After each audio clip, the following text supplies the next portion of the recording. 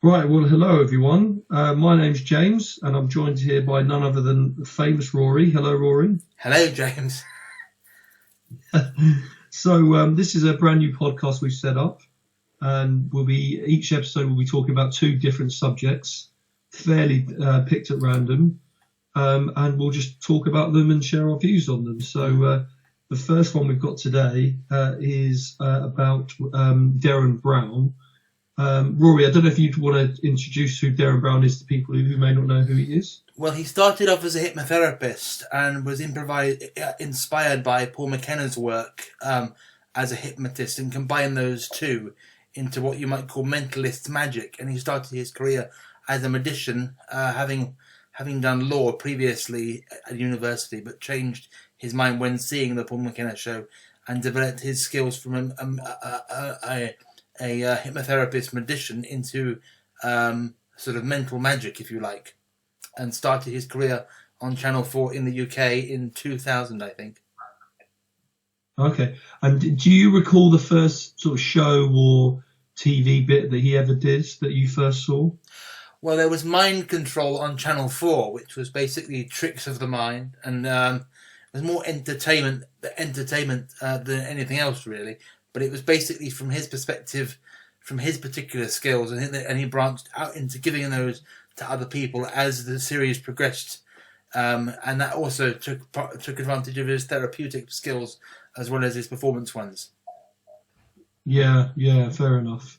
I remember him being on. He had a little show on Channel 4, sort of a half-hour show with lots of different little bits that he'd do purely, for camera, like in the street or in casinos and things like that. Yes, that was Mind Control. That was the first one. Yes. Right. Okay. Yeah. And then obviously now he's gone from a small part in a Channel 4 program to, well, he was the main part in the show, but it was fairly small back then, to now being a bit of a superstar now, really, isn't he? Yes, he particularly enjoys theatre, doing the theatre shows, because there's no editorial control. You're seeing it live as it is at the time. There's no, and he's now branching out into America as well. So he's done many things over the years, and just now going over to the US. Yes, and he did a Netflix show in America as well, I think, didn't he? Yeah, the first thing I saw was him doing a chess game where he played some chess players off against each other by remembering the other players' moves. So he was acting as the messenger, so he's remembering the moves, and they were world-class players, and he came out even. It's still on YouTube if you want to see it. It's quite interesting. Yeah, that sounds really interesting, actually. Yeah, I don't think I've seen that one, funnily enough. Yeah, and then we both recently watched his most recent show that was on TV. Yeah, The Showman. That was the name, wasn't it? Oh, The Showman. Yes, there were a lot of rehashed tricks that were redressed in other theatrical clothes to be presented differently, and it was done as a tribute to his dad, Bob Brown, who died before the show was put out, and there's very little going on editorially as a program, so you see again the reality of the live performance, and it's but largely a lot of the technique is still a mystery as to how he does it, even though he does occasionally explain how some things are done. But I suppose the more familiar the audience are with his work, the more pressure there is on him to go a step further when doing a show, if you see what I mean. Yes, definitely, yeah, because I think, as you were saying, you can sometimes recycle old tricks he's kind of done before, but just package them slightly differently. And after a while, he's done so many live shows, isn't he, that after a while, sort of, the more diehard fans like us probably start to see some similar tricks being used. Yeah, which ones do you remember standing out to you? I think the best one I ever saw, which I saw live, was him. He had a big easel out. I can't remember what he was writing on. And then he basically he then carried it off stage. So he left it on stage, but he was behind it right by the wing. And then the next thing you know, from the other side of the stage, someone dressed in a monkey outfit has come on stage. And it was all him. the time he's been talking. so you think he's still behind the easel, and then he rips the mask off, and in fact, he's the one in the gorilla outfit. Yes, I know exactly the one. I was thinking of that the other day. It's amazing how they do it. Yes, and I think it's actually a relatively straightforward trick, but it was just so well done and such a creative idea to do. And seeing it live, you just he must have dressed in. Everyone laughed. I saw him run off stage if you slow it down, but he must have redressed in the outfit in seconds to do that. I don't know how that was. I don't really know how that was achieved, to be honest.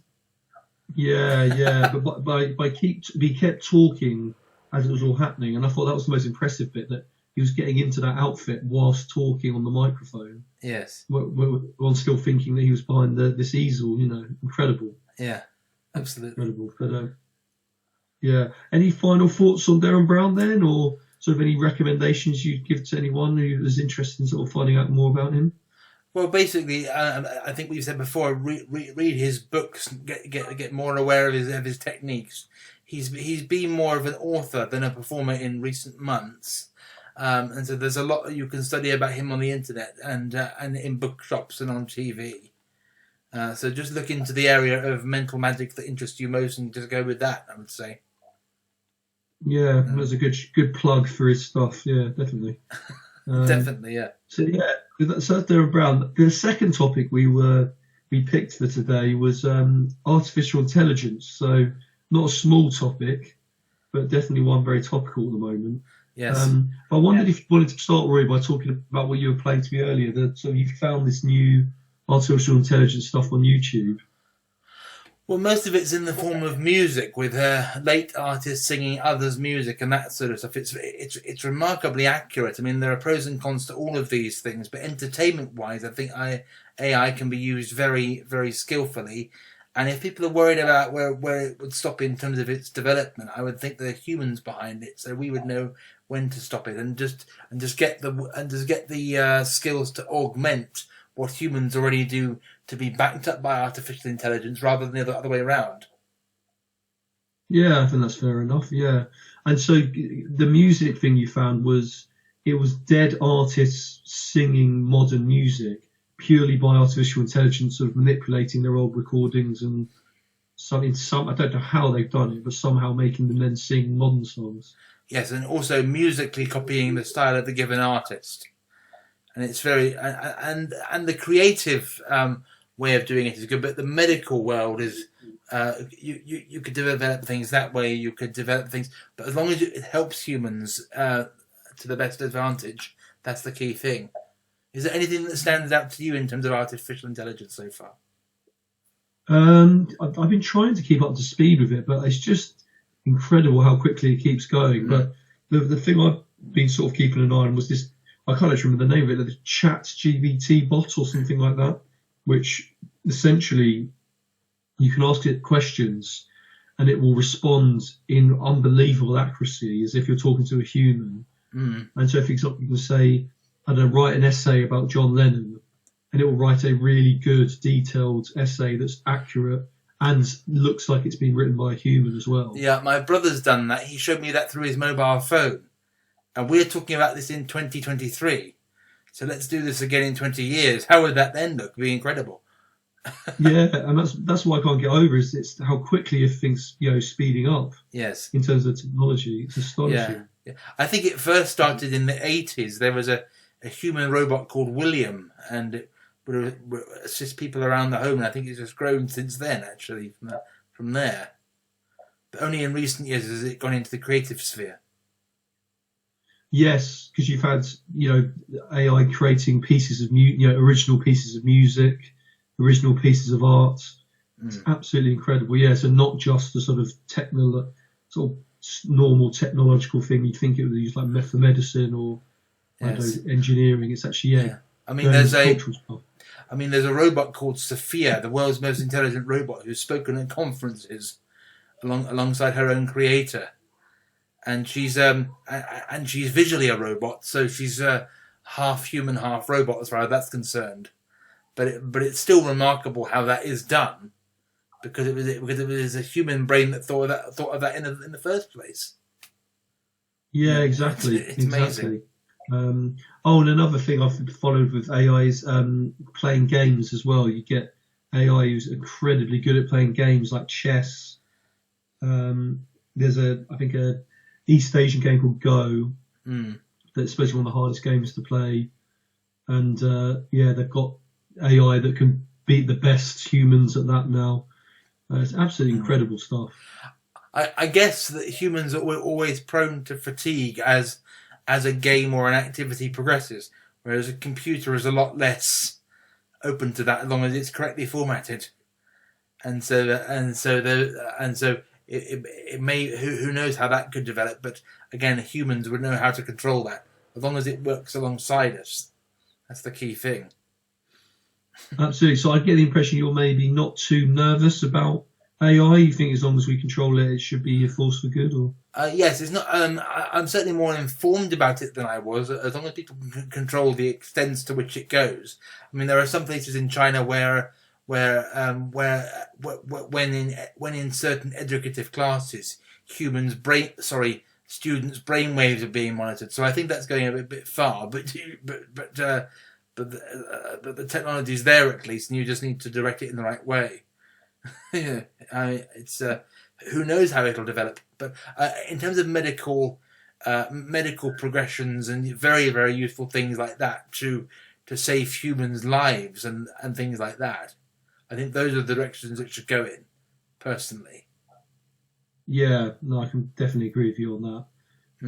So just as a final thought then on AI, if you could get an AI supercomputer, brilliant, it could do anything, what's the one thing you'd make it do in the world today if it could do anything? I would make it create.